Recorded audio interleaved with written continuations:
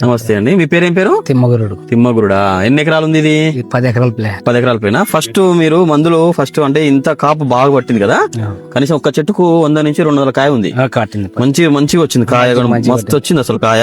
First విఖ్యాతు, తర్వాత అద్వైత, తర్వాత సూర్యాస్త, తర్వాత ఏదో వాడిను నందక వాడినవా?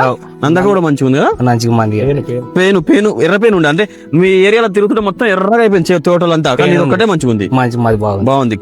మొత్తం వాడినవా? మొత్తం వేరే అయితే ఏం వాడలే. ఏం వాళ్ళే ఇంత రకంగా దిగుబడి వచ్చింది, బాగా వచ్చింది. చూస్తున్నారు కండి రైతులు. ఇగో ఒక్కసారి సూర్యాస్త్ర, విఖ్యాతు, అద్వైత ఇవి వాడిండండి రైతు. చాలా బాగుంది. నందక వాడిండు. ఎర్రపేన వచ్చి అంతా పోయిందండి, కానీ ఈ ఏరియాలో చూడు ఎంత ఎక్సలెంట్ వచ్చిందో. విఖ్యాత్ గాని అద్వైత గాని ఎటు చూసినా మొత్తం ఎన్ని ఎకరాలు? 10 ఎకరాలు. మొత్తం 10 ఎకరాలు. సూర్యాస్త్ర పురుగు బాగా పనిచేస్తుంది. ఓకే, ఎక్సలెంట్ అండి, బాగా వచ్చింది రిజల్ట్ అయితే. మొత్తం ఎంత కాయ ఉంటుంది ఒకసారి ఏంచినా కూడా కుదరదు అనుకుంటా కదా. 100 పైన 200 వరకు 200 వరకు ఉంటుంది. ఎన్ని క్వింటాలు వస్తుంది ఇట్లా 200 కాయ ఉంటే? 20 క్వింటాలు వస్తుంది. 20 క్వింటాలు వస్తుందా? 25 క్వింటాలు. బాగుంది, ఎక్సలెంట్ రిజల్ట్ అండి. 25 నుంచి 30 క్వింటాలు. ఓన్లీ ఇవి కొట్టుకోవడం వల్లనే ఇంత బాగా వచ్చిందంట. ఇది కొట్టుకున్నాక బాగా వచ్చింది. ఇవన్నీ కొట్టుకోవడం వల్లే, ఓన్లీ నూనె మందులు వాడడం వల్ల. అంటే పక్క తోటలు మొత్తం ఎర్రగానే. నేను 100 కిలోమీటర్లు పోయినాము మనం ఇప్పుడు.